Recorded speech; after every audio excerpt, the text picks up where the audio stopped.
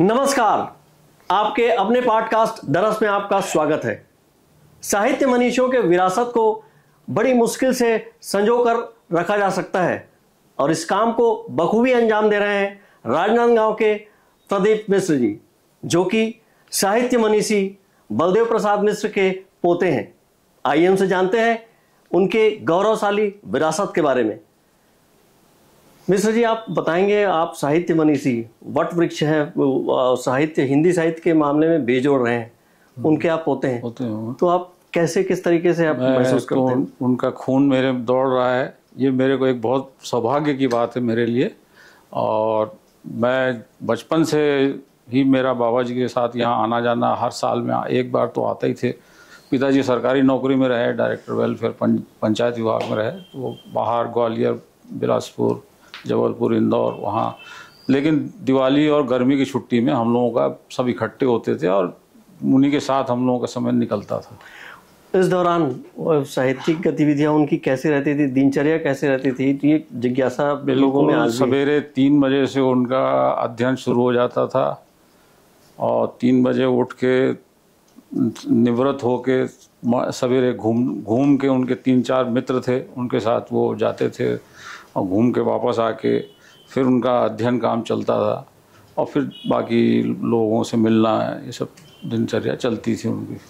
साहित्य मनीषी रहे हैं डॉक्टर बलदेव प्रसाद मिश्र, जो हिंदी के जो त्रिमूर्ति यहाँ पे में मुख्य रहे हैं, वो भी। आपका इस हिंदी साहित्य के प्रति लगाव नहीं हुआ? मेरा नहीं लगाव, मेरा सही बात, मैं थोड़ा पुलिस लाइन में रहा ज़्यादातर, तो था जरूर। आने के बाद उनका जो यहाँ विरासत थी आस्ते व्यस्त लगी मेरे को, तो मैं आने के बाद सबसे पहले उनका जो चीज़ रख सकता था सुरक्षित, वो मैं रखा। और रखने के बाद मेरे उस प्रयास का ये नतीजा निकला कि मेरे उनको सहयोग से 3 लोगों ने उन बाबा जी के ऊपर डिलीट कर लिया है। उन्होंने काफ़ी कालजयी साहित्य की रचना की है, विख्यात हुए हैं, उसके बारे में बताएंगे। अब उन्होंने 3 महाकाव्य लिखे। एक तो पहले उन्होंने यहाँ, उनका अध्ययन यही राजनांदगांव में हुआ। राजनांदगांव शहर संस्कार धानी जो बोलते हैं, उसमें एक स्तंभ ये भी थे। इनका स्टेट स्कूल में 1914 में उन्होंने मैट्रिक यहाँ से किया। उसके बाद हिस्लॉप कॉलेज नागपुर गए, वहाँ उन्होंने MA डिग्री ली और फिर 1936 में उन्होंने PhD के लिए सबमिट किया अपनी थीसिस तुलसी दर्शन पे। तो इस दौरान वो तुलसी साहित्य पे ज़्यादा उनका अध्ययन होता रहता था। रामायण चर्चाएं जो होती थी, घर में भी वातावरण उसी तरह का था। तो 1939 में उनको फिर डीलिट की उपाधि मिली। उन्होंने सबमिट की थी PhD के लिए। उनके गाइड थे आचार्य रामचंद्र शुक्ल, जो बनारस हिंदू विश्वविद्यालय के रहे। तो जब डीलिट मिली तो उस समय अंग्रेज़ों का ज़माना था, अंग्रेजी चलती थी, लेकिन इन्होंने हिंदी में उसको सबमिट किया और उसको मान्यता मिली और फिर उनको डीलिट की उपाधि 1939 में मिली। इस दौरान आपने जो बहुत सारे पत्र हैं जो साहित्य मनीषी वो जो देश के हैं, उनके पत्र आपके पास संजो कर रखे हैं, उनके बारे में? मैं रखा हूँ संजो कर। बहुत रेयर पत्र हैं वो, कई राजाओं के, अंबिकापुर के स्टेट के, शक्ति राजा के, हैदराबाद के, आपके हरिवंश राय बच्चन के पत्र, वो भी रखे हुए हैं। तो ये सब चीज़ें हैं उनके कलेक्शन में, वो रखते थे और बाकायदे वो डेट वाइज सब चीज़ पूरे रखते थे। जिसको मेरे आने के बाद मिला तो मैंने उसको सुरक्षित रख लिया है। उन पत्रों में कोई विशेष जो काफ़ी रोचक रहो? सब लोग, एक पत्र आया था, बड़ा रेयर था वो, सिर्फ डॉक्टर बलदेव प्रसाद मिश्र और इंडिया, और वो पत्र यहाँ आ गया था। अच्छा, सिर्फ वो पत्र, मतलब फार्मल राजनांदगांव या बाहर फॉरेन से था, लेकिन बलदेव प्रसाद मिश्र, इंडिया और वो पत्र राजनांदगांव आ गया था। अच्छा, हमारे दर्शकों को या जो भी जानकार हैं उनको सबसे साहित्य मनीषी के रूप में ही जानते हैं डॉक्टर बलदेव प्रसाद मिश्र को, पर ये आपसे चर्चा के दौरान ही पता लगा कि ये विधायक भी रहे हैं, ये दीवान भी रहे हैं। उसके बारे में ये 1939 के बाद वो चले गए रायपुर। पंडित रविशंकर शुक्ल उनको अपने साथ ले गए वकालत करने के नाम से। LLB भी किया था उन्होंने, है ना, LLB यहीं से नागपुर से किया। उसके बाद रविशंकर शुक्ल उनको रायपुर ले गए, लेकिन वकालत में सब सही को झूठ झूठ सब बोलना पड़ता है, उनको हजम नहीं हो रहा था वो, तो उनको वकालत जमी नहीं। तो फिर उनको राजा साहब रायगढ़ के राजा चक्रधर सिंह, उन्होंने अपने रायगढ़ उनको ले गया, वहाँ उनको दीवान की पदवी दी गई। उनको वहाँ रहे वो 10-11 साल रहे करीब वो दीवान।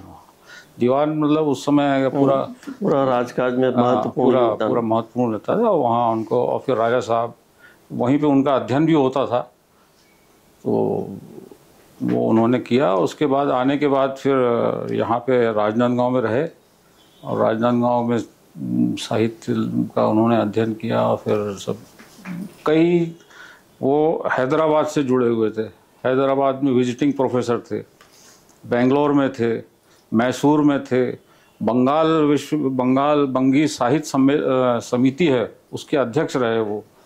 तो विजिटिंग प्रोफेसर के रूप में पूरे इंडिया में उनको बुलाया जाता था साहित्य के लिए। साथ ही राष्ट्रपति राजेंद्र प्रसाद जो थे वो नीचे बैठ के इनसे रामायण के बारे में जानकारी लेते थे। ये पचमढ़ी आते थे राजेंद्र प्रसाद जी, वो एक पत्र भी रखा है जिसमें राजेंद्र प्रसाद जी आए हैं, तो इनको इनवाइट किया कि आप उस कार्यक्रम में सम्मिलित हों। तो राजेंद्र प्रसाद जी नीचे बैठते थे और ये व्यास गद्दी पे बैठ के अपना प्रवचन देते थे रामायण। ये सुना हुआ, लोगों को देखा हुआ चीज़ें हैं ये सब, तो रिकॉर्ड में है सर। ये जब यहाँ थे, राजनांदगांव में ही रहे, मानस भवन में ही रहे, तो और भी विभूतियाँ भी मिलने आते रहे होंगे, तो आप उसका व्यक्तित्व ऐसे जो मिलने आते थे, जो विशेष कोई क्या है? मैं साल में मेरा गर्मी की छुट्टी और दिवाली की छुट्टी में आना होता था। उस समय आते थे एक डीआरएम, उस समय डीआरएम बहुत बड़ी पदवी होती थी, रेलवे में थे वो। डीआरएम आके यहाँ रुके थे रेलवे क्रॉसिंग पे, सैलून आता था उनके साथ। तो डीआरएम यहाँ बाबा जी से मिलने कलकत्ता से आए थे। ये मेरा आंखों देखा चीज़ है, उनके पीछे से पूरी फौज आई थी वो सब उनसे मिलने के लिए। फिर डीपी मिश्रा आए थे, द्वारका प्रसाद मिश्रा भी आए, सामने हेलीकॉप्टर उतरा स्टेट स्कूल में, और उनको आके यहाँ बोले कि मिश्रा जी आपको चुनाव लड़ना है। ये बोले मेरे को राजनीति से कोई मतलब नहीं है, काहे के लिए आप मेरे को राजनीति में खींच रहे? नहीं बोले आप तैयारी करिए, आपको चुनाव लड़ना है। अब लड़ लिए 1972 में, जो कौन से कहाँ से 72 में खुज्जी विधानसभा से वो विधायक बन गए थे। अब बिना मात्र 10-12 हज़ार का खर्च हुआ था, वो खर्च का हिसाब भी रखा है आज। अच्छा, राजनांदगांव जिले के निर्माण में उनका काफ़ी 1952 में एक निर्माण समिति बनी थी, राजनांदगांव जिला निर्माण समिति। उसके दस्तावेज रखे हैं मेरे पास अभी भी। उसमें इनको अध्यक्ष बनाया गया था, जिला निर्माण समिति में अध्यक्ष। और भी उसमें पद्मावती सिंह भी थी, किशोरीलाल शुक्ला भी थे, और भी बहुत सारे नाम हैं उसमें, लेकिन अध्यक्षता इनकी बनी थी 1952 में। ये तो ठीक बात रही राजनांदगांव जिला निर्माण की, पर राजनांदगांव जो रियासतकालीन राजा के ज़माने में भी राजनांदगांव के काफ़ी जो महत्वपूर्ण हैं, ऐतिहासिक है, रानी सागर तालाब है, रेलवे लाइन है, बीएनसी मिल है।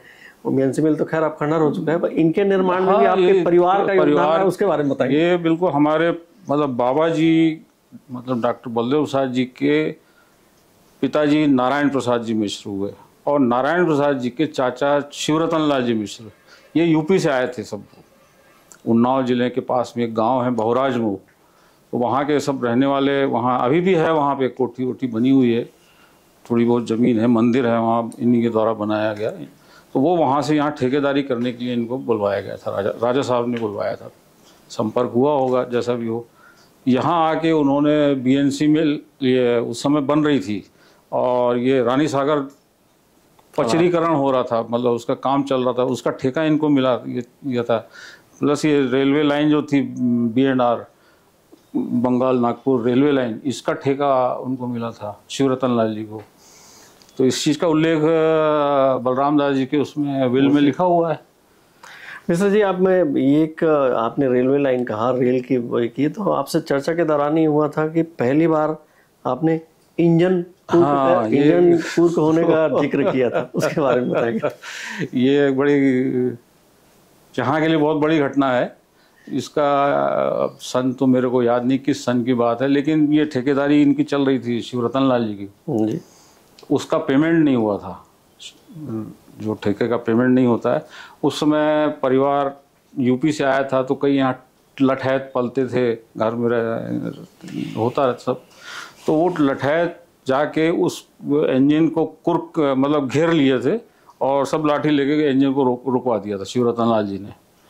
बोले जब तक पेमेंट नहीं होगा तो गाड़ी जाएगी नहीं। उसका आदेश उन्होंने निकलवा लिया था कि कुर्की आदेश, और जब पेमेंट हुआ तब उसके बाद इंजन छूटा। इसकी फ़ोटो भी है, खोजना पड़ेगा, थोड़ा ज़्यादा गहराई में है वो, लेकिन इंजन को चारों तरफ से घेरे हुए हैं लठैत लोग, और जब पेमेंट हुआ तब इंजन गया यहाँ से। तो वो आखिरी था रेलवे का कुर्की आदेश। यहाँ एसडीएम थे नेताम, उनसे मेरी चर्चा हुई तो बोले उनको याद था वो चीज़ें। बोले आप यहाँ तो बाबा जी ठेकेदारी करते हैं तो कुर्की, रेलवे में कुर्की नहीं होती आजकल। वो आखिरी आदेश था। अच्छा ये बताइए, आप पूरा घराना साहित्यिक रहा है, हालांकि ठेकेदारी और वो भी रहे चाचा बड़ा में, तो साहित्यिक घराना रहा है, और आप इससे हट के जो माना जाता है कि थोड़ा सा कड़ाई वाला जॉब है पुलिस का, पुलिस में कैसे गया? ये अब मेरा जाने का था, वैसे मिलिट्री में जाने की तैयारी थी। अच्छा, उससे बड़ा। लेकिन चूंकि मैं अकेले था घर में, तो हालांकि मेरी माताराम बिल्कुल तैयार थी जाने भेजने के लिए। बोले तुम जाना है, तुमको चाहो, हमको कुछ नहीं। पिताजी थोड़ा सेंटिमेंट थे, बोले क्या करोगे जाके, ये है वो है, यहाँ कौन देखेगा ये। तो इसमें थोड़ा मैं रुक गया। तो फिर तैयारी तो चल रही थी 81, 79, 80 में कॉम्पिटिटिव एग्ज़ाम की तैयारी थी, तो उसमें मैं बैठ गया। तो बिना किसी उसके रिटर्न एग्ज़ाम दिया, फिर इंटरव्यू हुआ। इंटरव्यू लेने बीपी दुबे आईजी आए भोपाल से, और उन्होंने मेरे को सब पूछा, मैंने फटाफट सब उत्तर दिया। आप बहुत से हो गया। आप बहुत से पुरस्कारों में से नवाजे गए हैं, उसमें राष्ट्रपति पुरस्कार भी है, उसके बारे में है ना। राष्ट्रपति पुरस्कार मेरे को 2012 में मिला था, 15 अगस्त 2012 को। प्रतिभा पाटिल राष्ट्रपति थी, उनके द्वारा। आईजी हमारे थे मुकेश गुप्ता, उन्होंने मेरी पुराना रिकॉर्ड देखा, तो उसके आधार पे उन्होंने साइटेशन भेजा दिल्ली में। वहाँ सब स्क्रूटनी होती है, स्क्रूटनी होने के बाद फिर वो डिक्लेयर होता है, तो उसमें राष्ट्रपति पुरस्कार रमन सिंह मुख्यमंत्री थे, उन्होंने रायपुर में फिर दिया वो राष्ट्रपति पुरस्कार। आपको अभी के जो नौनिहाल हैं, अभी जो पढ़ने वाले हैं, कॉलेज में पढ़ रहे हैं, साहित्य हिंदी साहित्य में कर रहे हैं, उनमें रुचि दिखती है हिंदी साहित्य के प्रति आपसे? बहुत कम है, बहुत कम है। तो जानते नहीं साहित्यकारों की, एक तो बाबा जी का जो उनका मूल्यांकन, सही मूल्यांकन यहाँ पे हुआ नहीं अभी तक। यहाँ के जो रहे हैं, ठीक है, सब यहाँ के संस्कार धानी है, बख्शी जी हैं, पदुमलाल पुन्नालाल बख्शी हैं, गजानन माधव मुक्तिबोध हैं, और बाबा जी हैं। तीनों की मूर्तियाँ बन गई हैं, सब ठीक है, लेकिन एक औपचारिकता निभाने के नाम से कार्यक्रम आयोजित होते हैं, और उसके बाद दूसरे दिन सब भुला दिए जाते हैं।